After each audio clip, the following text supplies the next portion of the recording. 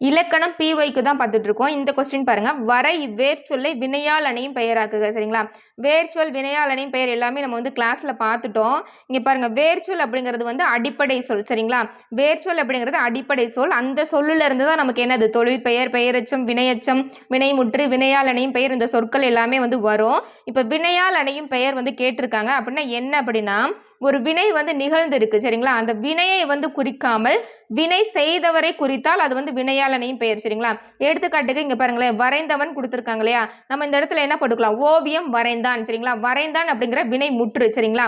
வரைந்தான் அப்படிங்கிறது வினை முற்று. ஆனா அந்த வினையை வந்து குறிக்காமல் வரைந்தவன், சரிங்களா, அவன் அப்படிங்கிற வினை செய்தவரை வந்து குறிக்குது. பாத்தீங்களா? அதனாலதான் வந்து இது வினையால் அணையும் பெயர். இது பாத்தீங்கன்னா முடிகிற இடத்துல வந்து எப்படி முடியும் அப்படின்னா அவன், அவர், ஓர், அர் இந்த மாதிரி முடிஞ்சு அது வந்து வினையால் அணையும் பெயர். சரிங்களா? வரைந்தவர், வரைந்தார், வரைந்தவன். ஸோ இந்த மாதிரி வந்துட்டா வினையால்